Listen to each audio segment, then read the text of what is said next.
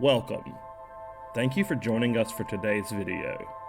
Today we are going to showcase the talent of Pumpkin Queen. The story is written and narrated by her. If you have not had a chance to check her channel out, then head on over. She is growing very fast and has great story narrations. Let's get into it.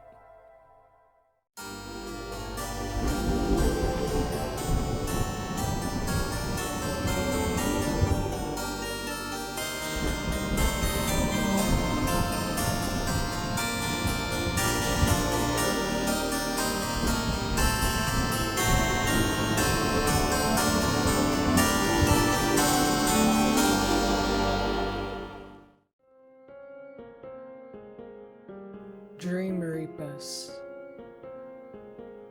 But doctor, it's real! I know! I saw it! It was in my room! I've proved this time!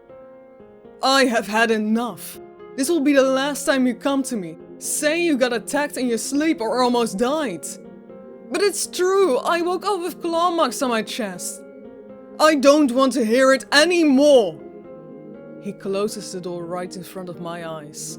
This was the last person I felt I could go to. You see, I keep having these strange dreams. 2 months ago, I got in a car accident. After that, my dreams kept haunting me.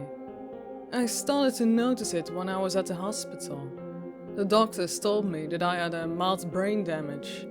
They thought I saw those things because of a concussion. But why could I feel it? Why did everything seem so real? I came home and started to write down everything. Maybe there was a way to avoid these dreams. There has to be a way. I just know it. My first dream. I was awake, sitting on my bed. Nothing weird at all. Things suddenly got creepy when a voice started calling for me. I stepped out of my room and started looking for where the voice was coming from. All of the shadows that surrounded me seemed to move. It made me feel uneasy, like that feeling when someone could grab you from behind at any moment. When I entered my parents' room, I felt a cold breeze. Shivers ran down my spine. I wasn't sure if it was from the cold air or the lack of sleep. What I did know is that I was scared. And then I saw it. The balcony door was open. In that moment, I heard a voice calling again. Monty, come to me. It sounded like a whisper, carried by the wind. Slowly, I made my way to the balcony, step by step. But when I got there, I saw nothing. Nobody. Just darkness. I walked to the edge to see if somebody was standing in the backyard. But when I leaned over to see what was down there, someone pushed me and I fell from the balcony. It almost seemed like the falling wouldn't stop. I screamed of terror. My house seemed like it had grown kilometers tall. When I finally touched the ground, I woke up. A second dream. I awoke in a forest. It was dark. I was scared. Scared of the dark. Scared of the things that saw me in the dark. Scared to be alone. It made me look around to see if there was anybody here with me. I made my way through the darkness, and when I looked up at the sky, I saw the stars above me. I couldn't see the tops of the trees. It made me feel tiny, like some kind of prey animal. I attempted to get that thought out of my mind, but it wouldn't go away. The feeling of being watched came over me, made me grab my hair, wanting to pull it out, one by one if I had to. My stomach turned when I realized that I might not be wrong about the situation. Slowly, I turned my head around, and my body. I opened up my eyes to see nothing but the silhouettes of trees. A feel of relief rushed over me. At that moment, I realized I had been holding my breath for far too long. I sighed and turned back when a drop of liquid dripped onto my shirt. At first, I thought it was starting to rain, but when I looked up, there were no clouds at all. I slowly looked at my shoulder. When I saw it, it hit me. It was a drop of slime. I slowly looked for the place where it might have come from. Then I saw a huge figure in the darkness, hiding within the treetops. I didn't know what it was, but I was scared and my first instinct was to run and hide. I could hear the branches snap above me. It was like it was chasing me, using the trees as a path. When it jumped down, I could feel the ground shake and I almost fell to the ground. Somebody, anybody, help me, please! At that moment, the beast took a jump and pinned me down on the ground. It lifted its paw and could only watch and hope not to die. When its claw came down, I screamed of pain. The slash was so powerful that the beast had thrown me against a tree. At that moment, everything went black. Everything went black for a second, and I woke up. I had written down these dreams in a notebook to keep track of them, like a diary of dreams. But it sometimes gives me weird thoughts, you know? What if I already had these dreams before the accident? If so, then why? What in the world could be wrong with me? I put down the pen. The silence in my room was almost frightening. The darkness had taken over the light, and I sat there, all alone in the black void we call night. I stood up from my chair and switched on my lamp. While making my way downstairs, I noticed the clock on the wall. It was almost midnight. I let out a sigh. There was no way I would be able to sleep tonight. Not like this. I made myself some coffee. I know it's not good to drink coffee at night, but I better stay awake. Even if I had to drink a dozen energy drinks, there was no way I wanted to sleep tonight. Anything is better than that. I'd woken up on the couch. Nothing happened tonight. Maybe it was normal again, after all, and those dreams would finally leave me alone. My mother and father had already left for work. I would probably have to go to college as well and continue my studies. The thing is, I didn't even know what I was studying anymore. My mind was a mess. I am a mess. If I could just remember, then maybe this would be so much easier for me to handle. It gave me a feeling of loneliness, of not even knowing who I am, or what my life used to look like, or who my friends were. With that feeling in my chest, tears began blurring my sight. It's okay, buddy, you still have me. I looked over to see a white cat with black ears sitting next to me on the couch. I must have gone mad. There was no other explanation other than that. Slowly, I stood up and walked backwards to leave. No need to be scared. I'm here to help. Help with what? I asked the cat. With your nightmares, of course. But how can you... It will be morning soon. There's not much time, said the cat.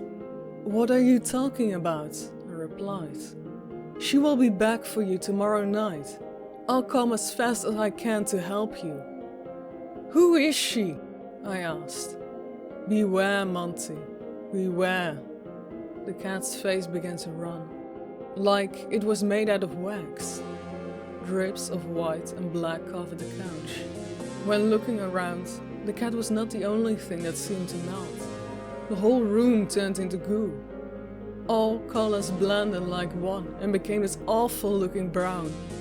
At that moment, I felt that wasn't the only thing happening. I was sinking away in all the liquid substances that oozed from the walls, and from myself? I screamed for help. It was not just the things around me, it was also me who was turning into goo. I felt helpless as I saw that one of my eyeballs left my eye socket and joined the cat whose skull was floating on the liquid. I woke up screaming on the couch, covered in sweat. It took me a second to realize what happened. That thought, I started to laugh hysterically. It was just a dream! What else could that have been? I'm so stupid. These things aren't real, they couldn't. Right? My laughing slowly turned into crying. I threw the blanket across the room, out of anger and despair. There was no way things could turn back to normal. I was about to kick the coffee table when a piece of paper caught my eye. I was just able to reach it from the couch. On the piece of paper there was a note. My mother had written that she would be back early in the afternoon, so we could have dinner together and maybe watch a movie. It was nice that she wanted to spend more time with me after what happened. My father, on the other hand, had to work late and hard. I had respect for him for that. Hours had passed. My mother and I watched a movie. She said that I really used to like it and that it was one of my favorites. But watching this movie felt like seeing it for the first time. It was weird, but maybe in a nice way. Reliving a moment. Yeah, that is nice indeed. But sadly, my mother had hoped to bring back some good memories by watching it. But it did not happen. I felt a bit useless, but only time can tell. Maybe tomorrow will give me a new chance. There will be a new day of trying to regain back what was mine, or used to be mine. Night fell, and it was time for me to go to bed. I changed into my pajamas and walked to my room, when I noticed a strange man sitting on the edge of my bed. Not again, I thought. Fear not, my friend. I've spoken to you in your dreams before, and I'm here to help you. I was dumbfounded. There was no way this was reality. I decided to try a different approach this time. If I couldn't get rid of these nightmares, maybe I should learn to stop fearing them. I'd be willing to try anything right now. At this point, I'm just about giving up. Why the hell would I believe anything you say? The man stood up. He was a lot taller than I thought he'd be. Because I'm the only one that can save you and get rid of these nightmares. Do you hear me, you brat? I turned around and opened the door that led to the balcony. Hey, what are you doing? I am going to fly. He grabbed my arm. Do you have any idea what you're doing right now? This is not a nightmare.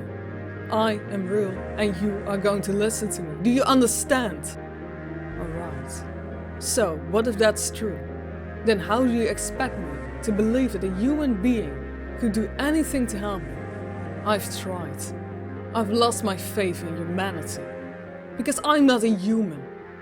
I froze for a second. This could not be real, right? My name is Daron. I am a Dream Reaper. To be exact, I'm your Dream Reaper. My species lives by feeding off human dreams to survive. And each of us is bonded with a human by a soul to do so. What is happening to you is that a female Reaper is stealing your dreams in order to feed her offspring. Which is why you can't tell the difference between reality and nightmares. And more importantly, if you jump off this balcony right now, it's not only you who's going to die. I looked at him in the eyes and said, too bad. I don't believe you. I walked away to the end of the balcony. From here, I saw almost my whole neighborhood. I turned back to face him and spread my arms.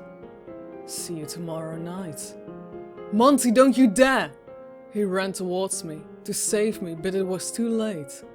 I landed backwards on my feet and left the balcony. I felt like I could fly, but in harsh reality, my body touched the ground and my vision became black. News report. Police were called to the backyard of a suburban home, where the body of 18-year-old Monty Davis was found. The 18-year-old suffered physical and mental injuries, including amnesia and psychosis, from a car accident 2 months prior, but was believed to be making a full recovery. It was known that the victim's biological parents used to abuse the 18-year-old and look him up without food or water. Davis' adoptive parents are distraught and believe that the memories of the childhood abuse caused him a great deal of emotional distress, causing him to take his life. This is so far just speculation. A full inquest will be undertaken, although police are not treating the death as suspicious. My name was Jenna, and this was the Late Night News. Thank you for joining us for this creepy tale. We truly appreciate each and every one of you so much. Special thanks to Pumpkin Queen for allowing us to use her work here on the channel. We will leave a link to her channel in the description. Please like, subscribe, share, and post a comment. Don't forget to hit that notification bell so that you will be alerted anytime we release content. Until the next one.